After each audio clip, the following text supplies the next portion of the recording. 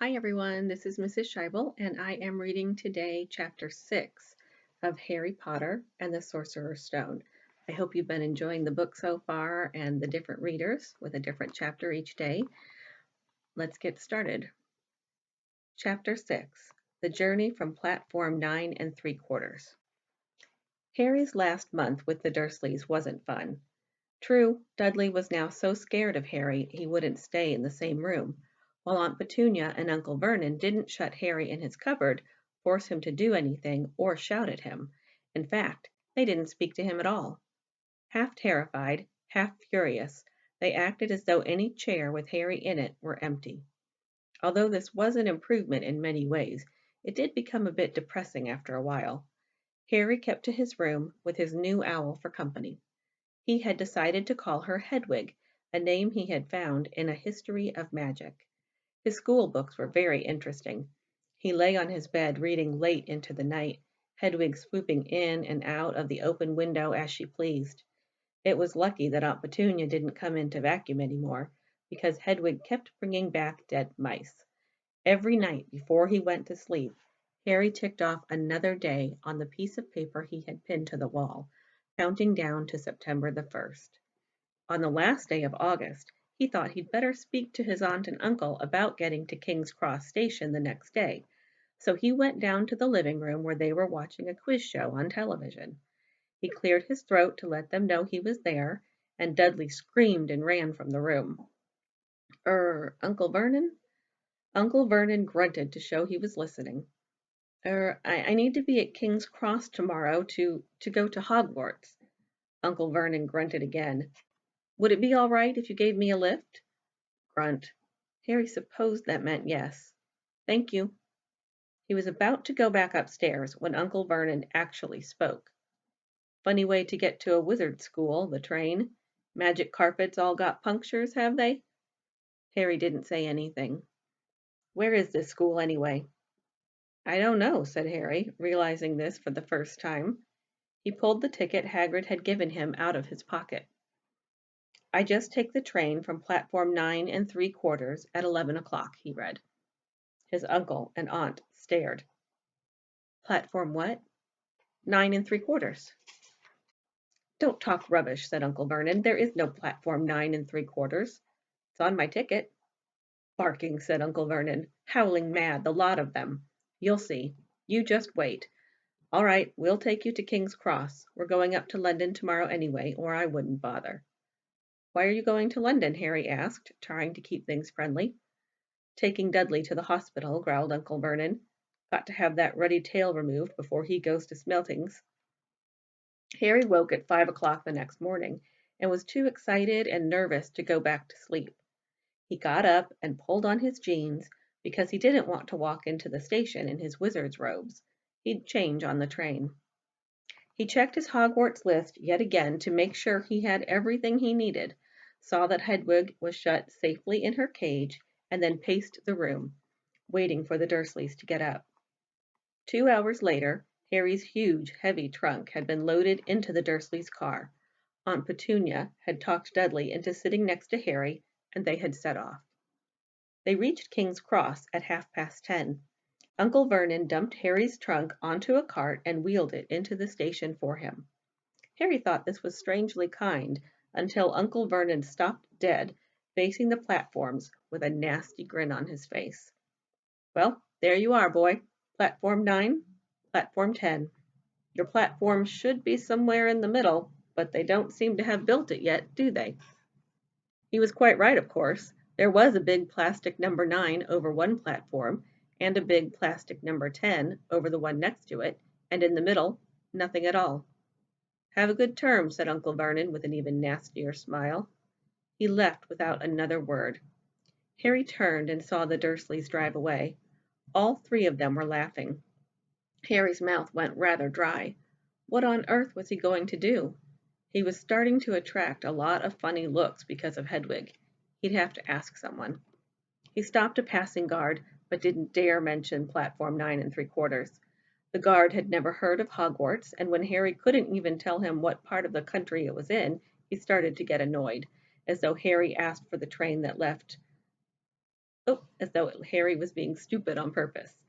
Getting desperate, Harry asked for the train that left at 11 o'clock, but the guard said there wasn't one. In the end, the guard strode away, muttering about time wasters. Harry was now trying hard not to panic. According to the large clock over the arrivals board, he had 10 minutes left to get on the train to Hogwarts, and he had no idea how to do it. He was stranded in the middle of a station with a trunk he could hardly lift, a pocket full of wizard money, and a large owl. Hagrid must have forgotten to tell him something you had to do, like tapping the third brick on the left to get into Diagon Alley. He wondered if he should get out his wand and start tapping the ticket inspector's stand between platforms 9 and 10. At that moment, a group of people passed just behind him, and he caught a few words of what they were saying. Packed with muggles, of course. Harry swung around. The speaker was a plump woman who was talking to 4 boys, all with flaming red hair. Each of them was pushing a trunk like Harry's in front of him, and they had an owl. Heart hammering, Harry pushed his cart after them. They stopped, and so did he, just near enough to hear what they were saying. "Now, what's the platform number?" said the boy's mother. 9 3/4, piped a small girl, also red-headed, who was holding her hand. "Mom, can't I go?" "You're not old enough, Ginny. Now be quiet." "All right, Percy, you go first." What looked like the oldest boy marched toward platforms 9 and 10. Harry watched, careful not to blink in case he missed it, but just as the boy reached the dividing barrier between the 2 platforms, a large crowd of tourists came swarming in front of him, and by the time the last backpack had cleared away, the boy had vanished. "Fred, you next," the plump woman said. "I'm not Fred, I'm George," said the boy. "Honestly, woman, you call yourself our mother. Can't you tell I'm George?" "Sorry, George dear." "Only joking. I am Fred," said the boy, and off he went. His twin called after him to hurry up, and he must have done so, because a second later he had gone. But how had he done it? Now the third brother was walking briskly toward the barrier. He was almost there, and then, quite suddenly, he wasn't anywhere. There was nothing else for it. "Excuse me," Harry said to the plump woman. "Hello, dear," she said. "First time at Hogwarts? Ron's new, too." She pointed at the last and youngest of her sons. He was tall, thin, and gangling, with freckles, big hands and feet, and a long nose. "Yes," said Harry, The thing is, I don't know how to get onto the platform," she said kindly, and Harry nodded. "Not to worry," she said. "All you have to do is walk straight at the barrier between platforms 9 and 10. Don't stop, and don't be scared you'll crash into it. That's very important. Best do it at a bit of a run if you're nervous. Go on. Go now before Ron." Okay," said Harry. He pushed his trolley around and stared at the barrier. It looked very solid. He started to walk toward it. People jostled him on their way to platforms 9 and 10. Harry walked more quickly. He was going to smash right into that barrier, and then he'd be in trouble. Leaning forward on his cart, he broke into a heavy run. The barrier was coming nearer and nearer. He wouldn't be able to stop. The cart was out of control. He was a foot away. He closed his eyes, ready for the crash. It didn't come. He kept on running. He opened his eyes. A scarlet steam engine was waiting next to a platform packed with people. A sign overhead said Hogwarts Express, 11 o'clock. Harry looked behind him and saw a wrought iron archway where the barrier had been, with the words Platform 9 3/4 on it. He had done it. Smoke from the engine drifted over the heads of the chattering crowd, while cats of every color wound here and there between their legs. Owls hooted to one another in a disgruntled sort of way over the babble and scraping of heavy trunks. The first few carriages were already packed with students, some hanging out of the window to talk to their families, some fighting over seats. Harry pushed his cart off down the platform in search of an empty seat. He passed a round-faced boy who was saying, "Gran, I've lost my toad again." "Oh, Neville," he heard the old woman sigh. A boy with dreadlocks was surrounded by a small crowd. Give us a look, Lee. Go on. The boy lifted the lid of a box in his arms, and the people round him shrieked and yelled at something inside poked out a long, hairy leg. Harry pressed on through the crowd until he found an empty compartment near the end of the train. He put Hedwig inside first, and then started to shove and heave his trunk toward the train door. He tried to lift it up the steps, but could hardly raise one end, and twice he dropped it painfully on his foot. Want a hand? It was one of the red-haired twins he'd followed through the barrier. Yes, please, Harry panted. Oi, Fred, come here and help. With the twins' help, Harry's trunk was at last tucked away in a corner of the compartment. Thanks, said Harry, pushing his sweaty hair out of his eyes. What's that? Said one of the twins suddenly, pointing at Harry's lightning scar. Blimey, said the other twin. Are you? He is, said the first twin. Aren't you? He said to Harry. What? Said Harry. Harry Potter, chorused the twins. Oh, him, said Harry. I mean, yes, I am. The two boys gawked at him, and Harry felt himself turning red. Then, to his relief, a voice came floating in through the train's open door. Fred, George, are you there? Coming, Mum. With a last look at Harry, the twins hopped off the train. Harry sat down next to the window where, half hidden, he could watch the red-haired family on the platform and hear what they were saying. Their mother had just taken out her handkerchief. Ron, you've got something on your nose. The youngest boy tried to jerk out of the way, but she grabbed him and began rubbing the end of his nose. Mom, Graf, he wriggled free. Ah, has Ickle Ronnie got something on his nosy? Said one of the twins. Shut up, said Ron. Where's Percy? Asked their mother. He's coming now. The oldest boy came striding into sight. He had already changed into his billowing black Hogwarts robes, and Harry noticed a shiny red and gold badge on his chest with the letter P on it. Can't stay long, Mother, he said. I'm up front.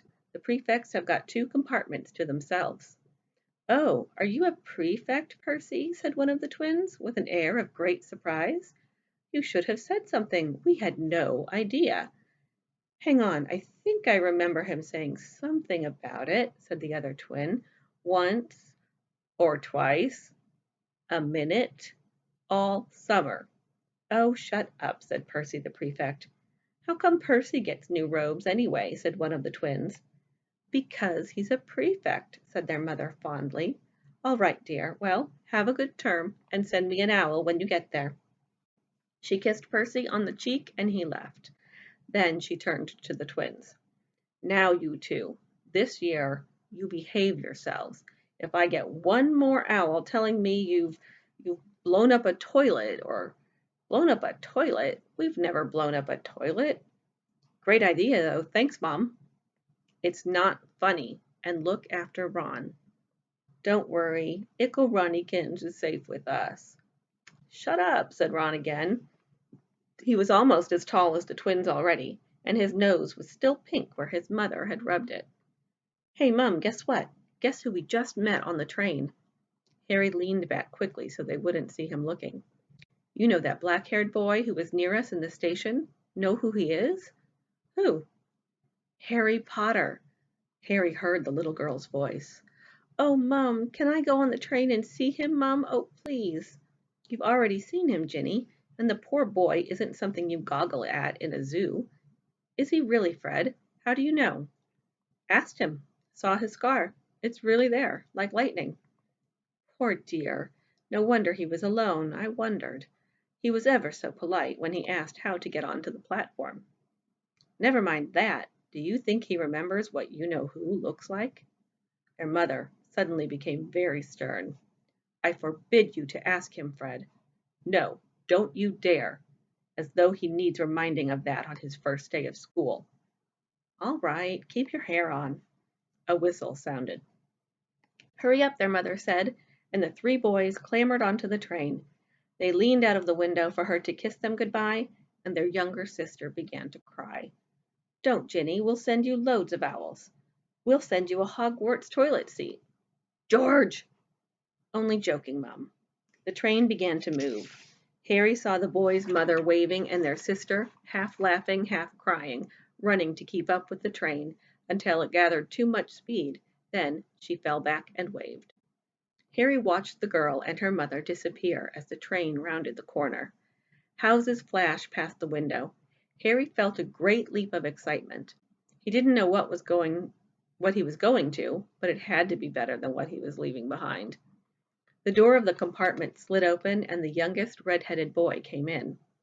"Anyone sitting there?" he asked, pointing to the seat opposite Harry. "Everywhere else is full." Harry shook his head and the boy sat down. He glanced at Harry and then looked quickly out of the window, pretending he hadn't looked. Harry saw he still had a black mark on his nose. "Hey, Ron." The twins were back. "Listen, we're going down the middle of the train. Lee Jordan's got a giant tarantula down there."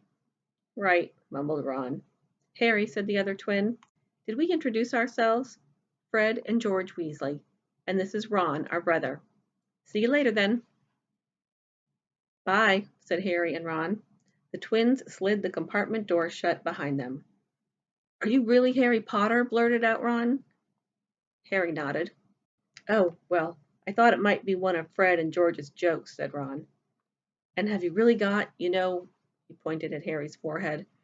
Harry pulled back his bangs to show the lightning scar. Ron stared. "So that's where you know who—" "Yes," said Harry, "but I can't remember it." "Nothing?" said Ron eagerly. "Well, I remember a lot of green light, but nothing else." "Wow," said Ron. He sat and stared at Harry for a few moments then, as though he had suddenly realized what he was doing. He looked quickly out of the window again. "Are all your family wizards?" asked Harry, who found Ron just as interesting as Ron found him. Yes, I think so," said Ron. "I think Mum's got a second cousin who's an accountant, but we never talk about him." "So you must know loads of magic already."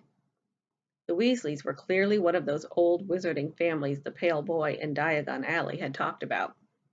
"I heard you went to live with Muggles," said Ron. "What are they like?" "Horrible. Well, not all of them. My aunt and uncle and cousin are, though. Wish I'd had 3 wizard brothers." "5," said Ron. For some reason he was looking gloomy. "I'm the 6th in our family to go to Hogwarts. You could say I've got a lot to live up to. Bill and Charlie have already left.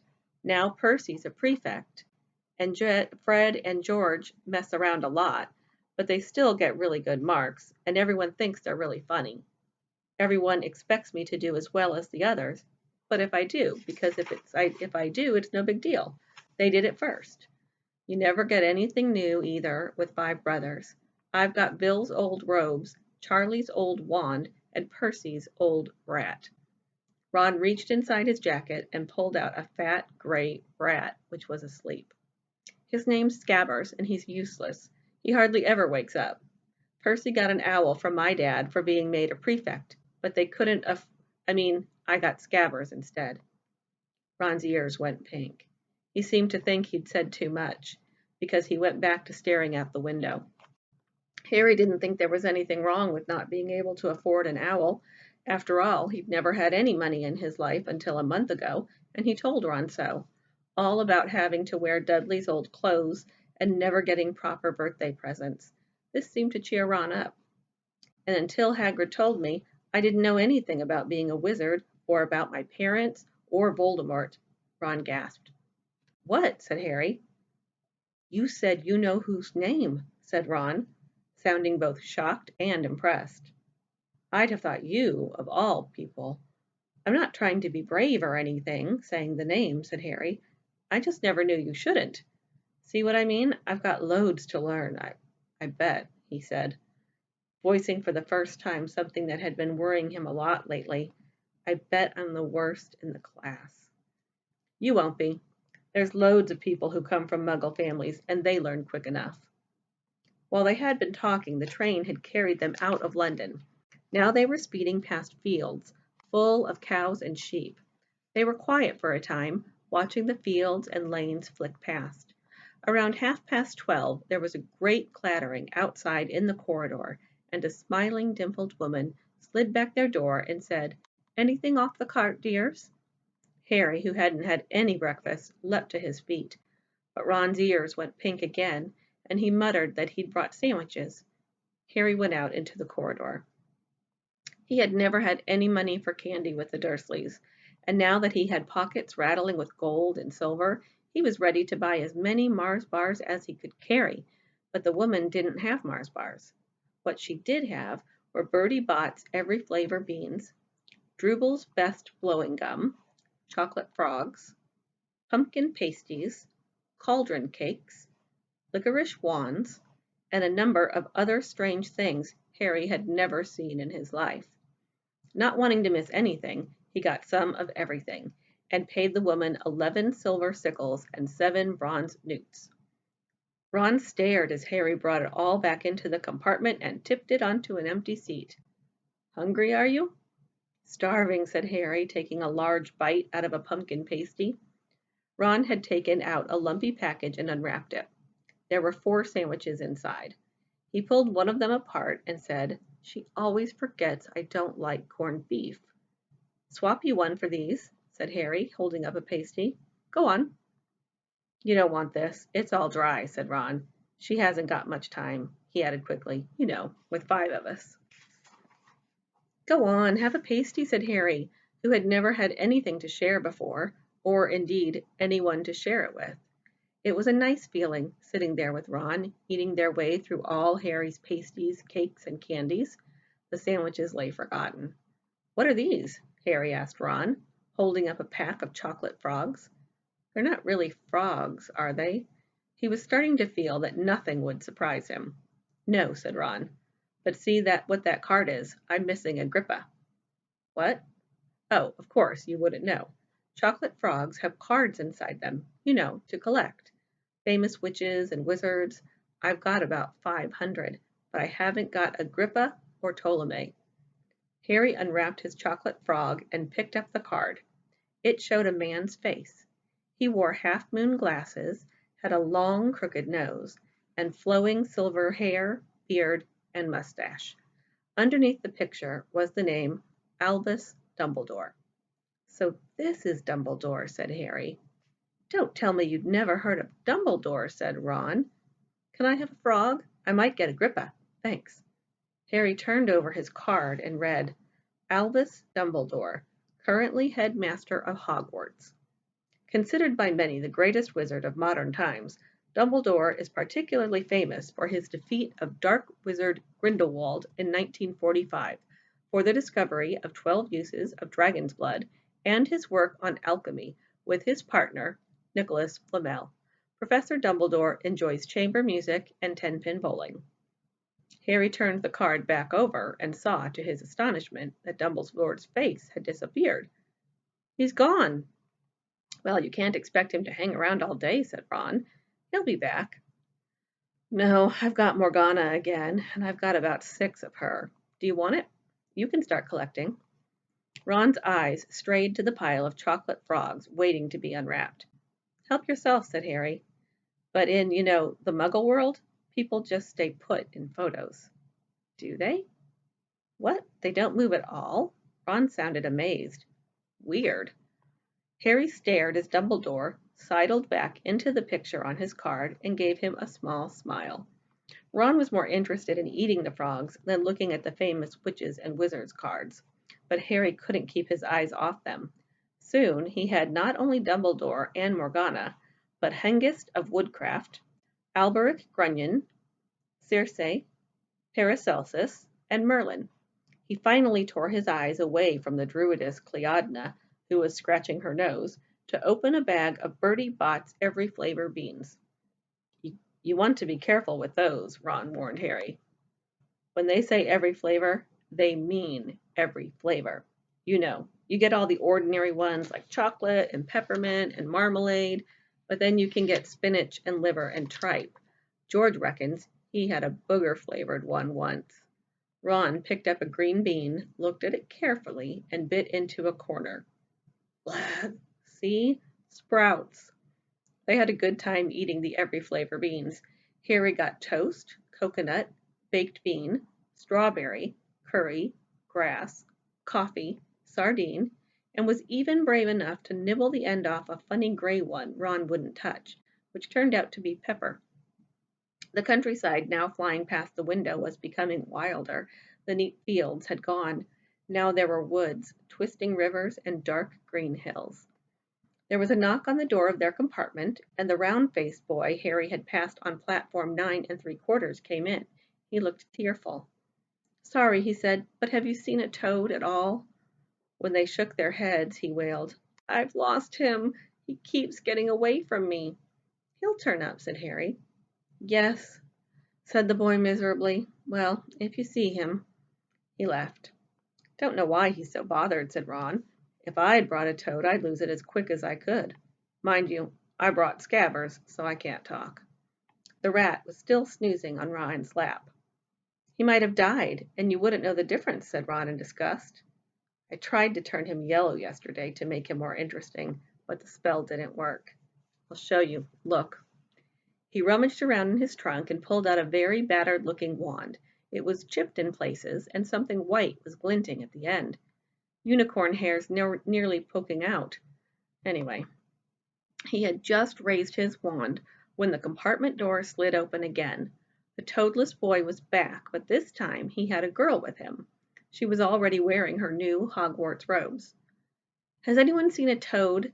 Neville's lost one," she said. She had a bossy sort of voice, lots of bushy brown hair, and rather large front teeth. "We've already told him that we haven't seen it," said Ron, but the girl wasn't listening. She was looking at the wand in his hand. "Oh, are you doing magic? Let's see it then." She sat down. Ron looked taken aback. All right." He cleared his throat. "Sunshine, daisies, butter mellow, turn this stupid fat rat yellow." He waved his wand, but nothing happened. Scabbers stayed gray and fast asleep. "Are you sure that's a real spell?" said the girl. "Well, it's not very good, is it? I've tried a few simple spells just for practice, and it's all worked for me. Nobody in my family's magic at all. It was ever such a surprise when I got my letter, but I was ever so pleased, of course. I mean, it's the very best school of witchcraft there is, I've heard. I've learned all our course books by heart, of course. I just hope it will be enough. I'm Hermione Granger, by the way. Who are you?" She said all this very fast. Harry looked at Ron and was relieved to see by his stunned face that he hadn't learned all the course books by heart either. "I'm Ron Weasley," Ron muttered. "Harry Potter," said Harry. "Are you really?" said Hermione. "I know all about you, of course. I've got a few extra books for background reading, and you're in modern magical history, and the rise and fall of the dark arts, and great wizarding events of the 20th century. "Am I?" said Harry, feeling dazed. "Goodness, didn't you know? I'd have found out everything I could if it was me," said Hermione. "Do either of you know what house you'll be in? I've been asking around, and I hope I'm in Gryffindor. It sounds by far the best. I hear Dumbledore himself was in it, but I suppose Ravenclaw wouldn't be too bad. Anyway, we'd better go and look for Neville's toad. You two had better change, you know. I expect we'll be there soon." As she left, taking the toadless boy with her. "Whatever house I'm in, I hope she's not in it," said Ron. He threw his wand back into his trunk. "Stupid spell. George gave it to me, but he knew it was a dud." "What house are your brothers in?" asked Harry. "Gryffindor," said Ron. Gloom seemed to be settling on him again. Mum and Dad were in it too. "I don't know what they'll say if I'm not. I suppose Ravenclaw would I don't suppose Ravenclaw would be too bad, but imagine if they put me in Slytherin." "That's the house you know who was in." "Yeah," said Ron. He flopped back into his seat, looking depressed. "You know, I think the ends of Scabbers' whiskers are a bit lighter," said Harry, trying to take Ron's mind off houses. "So what do your oldest brothers do now they've left, anyway?" Harry was wondering what a wizard did once he finished school. "Charlie's in Romania studying dragons, and Bill's in Africa doing something for Gringotts," said Ron. "Did you hear about Gringotts? It's been all over the Daily Prophet, but I don't suppose you get that with the Muggles. Someone tried to rob a high-security vault." Harry stared. "Really? What happened to them?" "Nothing. That's why it's such big news. They haven't been caught. My dad says it must have been a powerful dark wizard to get round Gringotts, but they don't think they took anything. That's what's odd. Of course, everybody gets scared when something like this happens in case you know who's behind it. Harry turned this news over in his mind. He was starting to get a prickle of fear every time you know who was mentioned. He supposed this was all part of entering the magical world, but it had been a lot more comfortable saying Voldemort without worrying. What's your Quidditch team? Ron asked. I don't know any, said Harry. What? Ron looked dumbfounded. Oh, you wait. It's the best game in the world.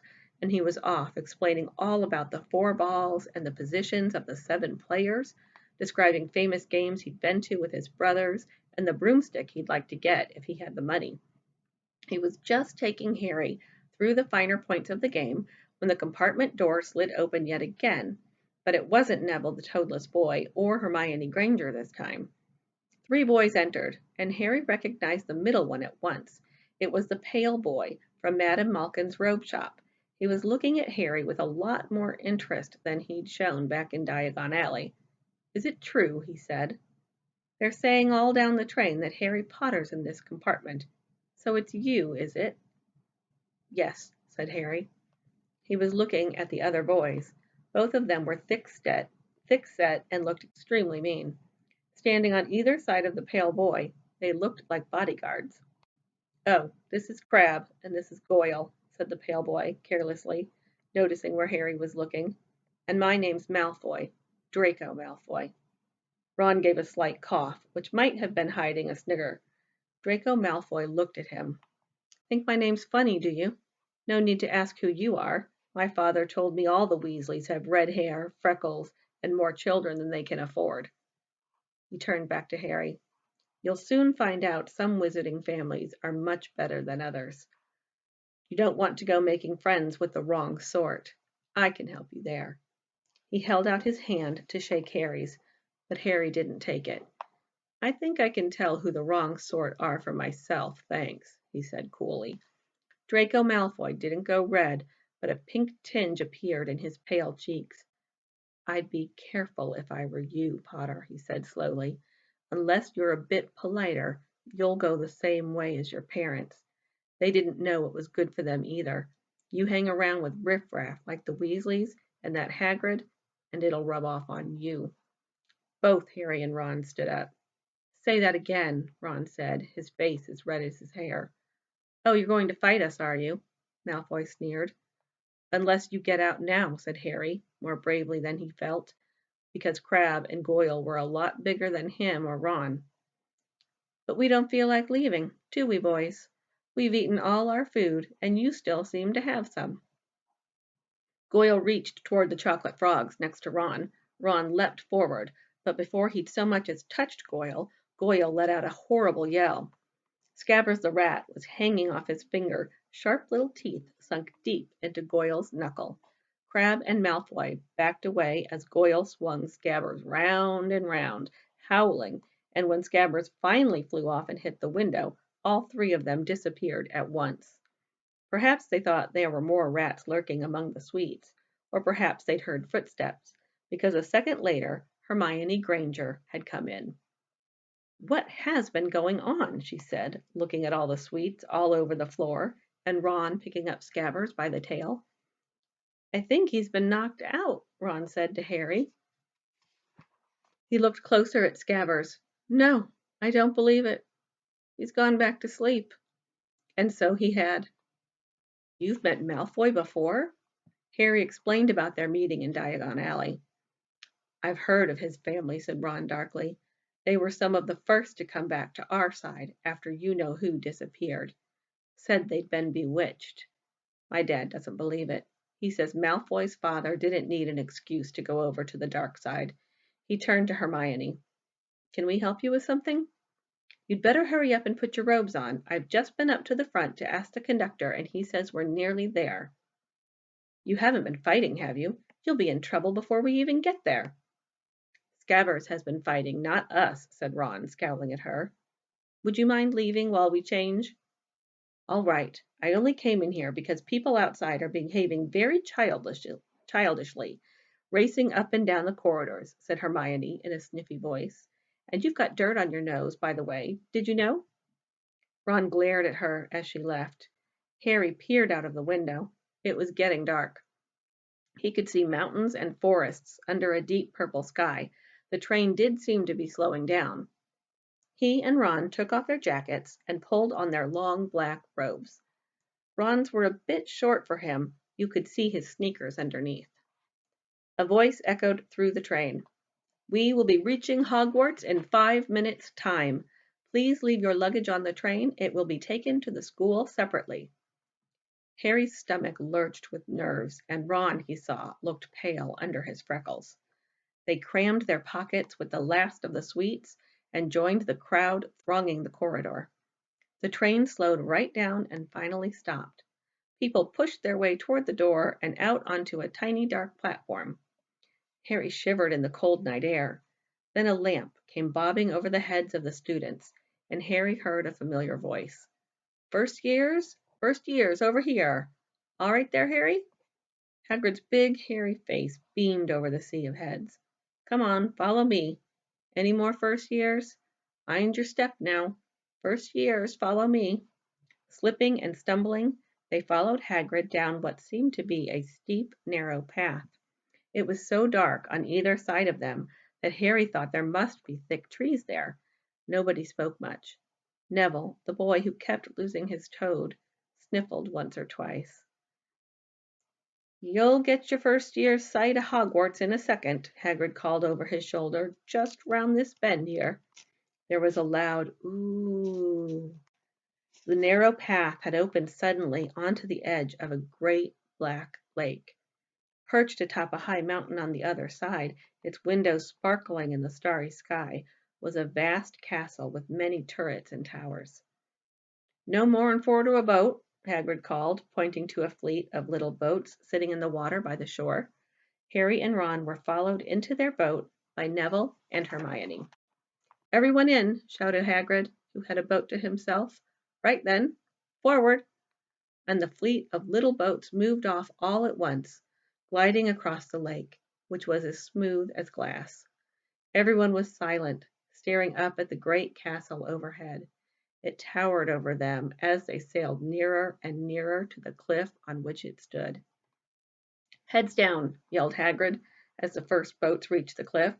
They all bent their heads, and the little boats carried them through a curtain of ivy that hid a wide opening in the cliff face. They were carried along a dark tunnel, which seemed to be taking them right underneath the castle until they reached a kind of underground harbor, where they clambered out onto rocks and pebbles. Oi, you there, is this your toad? Said Hagrid, who was checking the boats as people climbed out of them. Trevor! Cried Neville blissfully, holding out his hands. Then they clambered up a passageway in the rock after Hagrid's lamp, coming out at last onto smooth, damp grass right in the shadow of the castle.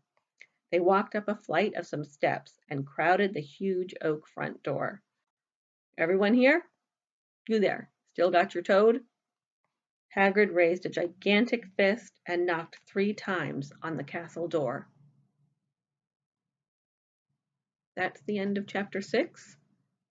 Next up tomorrow will be chapter 7, The Sorting Hat. Hope you can stay tuned and check that out, and hope you're enjoying this book. We sure do love reading to you and can't wait to see you again in person. Have a great day.